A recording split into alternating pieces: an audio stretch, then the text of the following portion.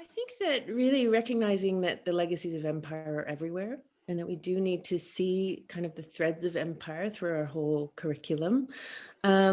History as an academic discipline was born at a time of empire, where we had these kind of linear monolithic narratives about European nations justifying empire, and also later serving as models for anti-colonial, but often ethnocentric models of the nation.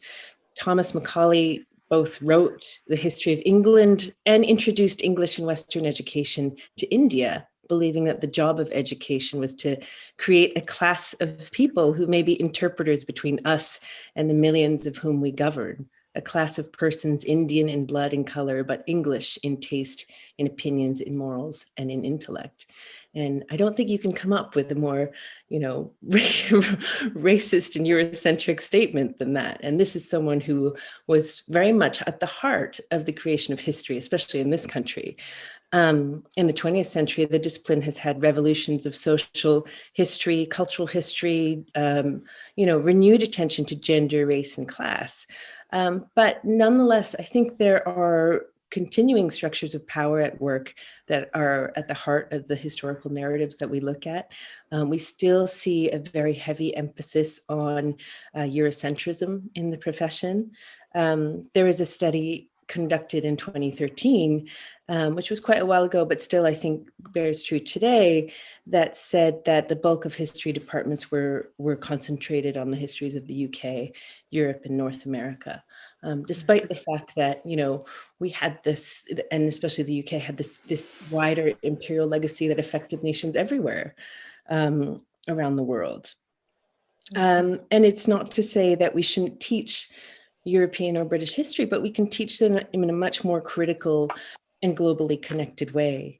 So I think that decolonizing history is really about making all historians, not just BME historians or historians that have chosen to work on non-European areas, but making all historians aware of and committed to addressing these focuses on Eurocentric history, on the structures of power underlying the discipline.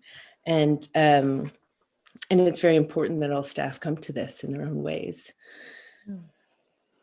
Yes, I agree with a lot of your points, Sulin. I think the only other things I would add to that would be that within thinking about decolonizing the teaching of history in the UK, I think we should also think about process and methods as well. So thinking about whose voices are included in our historical work, and thinking about ways that we can all, like your last point, so we can all be part of the process of deconstructing and identifying race and ethnicity in all of our subject areas. So this isn't just thinking about the ways that